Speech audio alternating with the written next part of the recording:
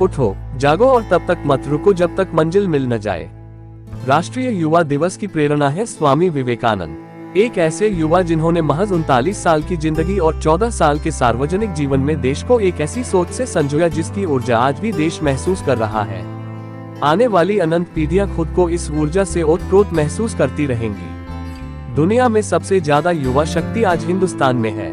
विश्व का हर 5वां युवा भारतीय है। इन्हीं युवाओं की बदौलत दुनिया की 13 प्रमुख अर्थव्यवस्थाओं में भारत के विकास की दर बीते 5 सालों में तीसरे नंबर पर रही है। कोरोना के बाद विकास की दौड़ में भारत संभावनाओं से भरा देश बनकर उभरा है और इस संभावना को मजबूती प्रदान करने वाले वही युवा हैं जो स्वामी विवेकानंद के विचारों से जुड़े हैं और भारत को दुनिया के मंच पर नेतृत्वकारी भूमिका में तैयार कर रहे हैं।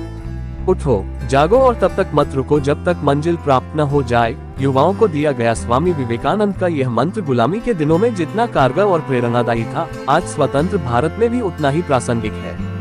अब भारत ग्लोबल लीडर बनने के लिए तैयार खड़ा है। योग की शक्ति और अध्यात्म की थाती के साथ देश का युवा दुनिया को दिशा देने के लिए अधीर खड़ा है ताकि दुनिया के विभिन्न देशों में जाकर अपनी प्रतिभा से युवा भारत और भारतीयता का परिचय करा सके। अब 21वीं सदी का तीसरा दशक आते आते देश दुनिया के नेतृत्व को तैयार हो चुका है। स्वामी विवेकानंद की यह सीख आज भी युवाओं को प्रेरित करती है। कोई एक जीवन का ध्येय बना लो और उस विचार को अपनी जिंदगी में समाहित कर लो। उस विचार को बार बार सोचो, उसके सपने देखो, उसको जियो, यही सफल होने का राज है। युवाओं के लिए जो स्वामी विवेकानंद का मंत्र है वह सदाबहार है। जब तक तुम खुद पर भरोसा नहीं कर सकते तब तक खुदा या भगवान पर भरोसा नहीं कर सकते। वे कहते हैं कि अगर हम भगवान को इंसान में और खुद में देख पाने में सक्षम नहीं हैं तो हम उन्हें ढूंढने कहां जा सकते हैं। स्वामी विवेकानंद ने अपने विचारों से दुनिया का ध्यान खींचा था जब उन्होंने 1893 में अमेरिकी शहर शिकागो में सनातन धर्म का प्रतिनिधित्व किया था। तब जो उन्होंने भाषण दिया उसके समानांतर दूसरा भाषण आज तक खड़ा नहीं किया जा सका है। स्वामी विवेकानंद का भाषण स्पीच ऑफ द सेंचुरी से कहीं बढ़कर स्पीच ऑफ द मिलेनियम था, जो आने वाले समय में भी जीवंत रहने वाला है। आखिर क्या था उस भाषण में? विश्व बंधुत्व, सहिष्णुता, सजीवता, सहभागिता, धर्म, संस्कृति, राष्ट्र, राष्ट्रवाद और सबका समाहार, भारत, भारतीयता। स्वामी विवेकानंद ने विश्व धर्म संसद में सनातन धर्म का डंका बजाया था। दुनिया को बताया था कि वह उस हिंदुस्तान से है जो सभी धर्मों और देशों के सताए गए लोगों को पनाह देता है, जहां रोमन साम्राज्य के हाथों तबाह हुए इजराइल की पवित्र यादें हैं, जिसने दी है पारसी धर्म के लोगों को शरण। स्वामी विवेकानंद ने कहा था कि दुनिया के सभी धर्मों का मातृ धर्म है सनातन। स्वामी विवेकानंद को इस बात का भी गर्व था कि हिंदुस्तान की धरती और सनातनी धर्म ने दुनिया को सहिष्णुता और सार्वभौमिक स्वीकृति का पाठ पढ़ाया है। सभी धर्मों को सच के तौर पर स्वीकार करना भारतीय मिट्टी का स्वभाव है। हम धर्मनिरपेक्षता की पहली प्रयोगशाला एवं संरक्षणदाता हैं। जब स्वामी विवेकानंद ने विश्व धर्म सम्मेलन को संबोधित करते हुए अमेरिकी भाइयों और बहनों कहा था तो विश्व भ्रातृत्व का सनातनी संदेश स्पष्ट था। तत्काल संपूर्ण विश्व धर्म संसद ने करतल ध्वनि से उस संदेश का इस्तकबाल किया था। यही वजह है कि तब न्यूयॉर्क हेरल्ड ने लिखा था, उन्हें स्वामी विवेकानंद को सुनकर लगता है कि भारत जैसे ज्ञानी राष्ट्र में ईसाई धर्म प्रचारक भेजना मूर्खतापूर्ण है। वे यदि केवल मंच से गुजरते भी हैं तो तालियां बजने लगती हैं। भारतीय संस्कृति की जड़ों तक पहुंचने के प्रयास को स्वामी विवेकानंद आगे बढ़ाते हैं। यही सोच स्वामी विवेकानंद को दुनिया भर में स्वीकार्य भी बनाती है और उन्हें सनातन धर्म के प्रवक्ता, हिंदुस्तान और हिंदुस्तानी संस्कृति के प्रतीक के तौर पर स्थापित करती है। उनकी समावेशी सोच आज भी नरेंद्र मोदी की सरकार में सबका साथ सबका विकास के नारे में झलकती है।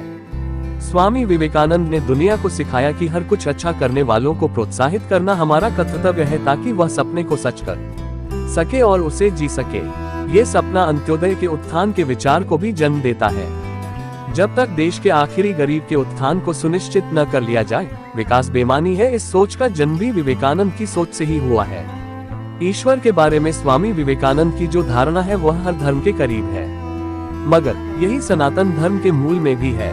परोपकार, परोपकार ही जीवन है। इस स्वभाव से हर किसी का जुड़ना जरूरी है। वे कहते हैं, जितना हम दूसरों की मदद के लिए सामने आते हैं और मदद करते हैं उतना ही हमारा दिल निर्मल होता है। ऐसे ही लोगों में ईश्वर होता है। विभिन्न धर्मों, समुदायों, परंपराओं और सोच को स्वामी विवेकानंद की सोच जोड़ती है। ये जड़ता से मुक्ति को प्रेरित करती है। यही वजह है कि इस देश में स्वामी विवेकानंद का किसी आधार पर कोई विरोधी नहीं है। हर कोई स्वामी के विचार के सामने नतमस्तक है। 19वीं सदी में दुनिया ने सनातनी धर्म के जिस प्रवक्ता को उनके ओजस्वी विचारों के कारण साइक्लोनिक हिंदू बताया था, आज भी दुनिया के स्तर पर वह सनातनी प्रवक्ता अपनी सकारात्मक सोच के साथ मजबूती से खड़ा है। तब भी स्वामी विवेकानंद की सोच युवा थी, आज भी युवा है। वे कालजयी हैं, कालजयी रहेंगे। प्रहलाद सिंह पटेल, केंद्रीय पर्यटन एवं संस्कृति राज्य मंत्री, स्वतंत्र प्रभार। विवेकानंद भारत आध्यात्मिक नेताओं और विद्वानों में से एक हैं। स्वामी विवेकानंद एक समाज सुधारक थे जिनके विचारों ने क्रांति ला दी। स्वामी विवेकानंद के अनमोल विचार। स्वामी विवेकानंद कोट्स। स्वामी विवेकानंद के विचार आज भी लोगों के दिलो दिमाग में छाए रहते हैं। स्वामी विवेकानंद एक समाज सेवक, समाज सुधारक थे जिनके विचारों ने लोगों के अंदर क्रांति ला दी। स्वामी विवेकानंद एक ऐसे देशभक्त थे जिन्होंने अपना कण कण देशभक्ति के नाम कर दिया। 4 जुलाई के दिन हर साल स्वामी विवेकानंद की पुण्यतिथि मनाई जाती है। स्वामी विवेकानंद भारत आध्यात्मिक नेताओं और विद्वानों में से एक हैं। स्वामी विवेकानंद जी भारत के आध्यात्मिक गुरु थे जिन्होंने दुनिया भर को हिंदुत्व और आध्यात्म का पाठ पढ़ाया। स्वामी विवेकानंद ने छोटी सी उम्र में जो ज्ञान हासिल किया, उसके बाद वह युवाओं के लिए प्रेरणा बन गए। स्वामी विवेकानंद का निधन 39 वर्ष की उम्र में 4 जुलाई 1902 को हुआ। उन्होंने जितने भी भाषण दिए ज्यादातर युवाओं को संबोधित करते हुए दिए। स्वामी विवेकानंद जी ने कुछ खास संदेश दिए थे। आइए जानते हैं स्वामी विवेकानंद जी के प्रसिद्ध संदेशों के बारे में। उनके अनमोल वचन आज भी लोगों में जीवित हैं और जिंदगी के हर मोड़ पर हमें आगे बढ़ने की प्रेरणा देते हैं। उनके वचन आपकी जिंदगी बदल सकते हैं और आपको नए काम करने के लिए प्रोत्साहित करते हैं। खुद को कमजोर समझना सबसे बड़ा पाप है। उठो, जागो और तब तक मत रुको जब तक लक्ष्य की प्राप्ति ना हो जाए। सत्य को 1000 तरीकों से बताया जा सकता है, फिर भी हर एक सत्य ही होगा। संगति आपको ऊंचा उठा भी सकती है और यह आपकी ऊंचाई को खत्म भी कर सकती है। सच को कहने के हजारों तरीके हो सकते हैं और फिर भी सच तो वही रहता है। आप हमारी वीडियो पहली बार देख रहे हो तो लाइक, शेयर, सब्सक्राइब कर दीजिए। हम आपके लिए रोज ऐसे वीडियो लाएंगे।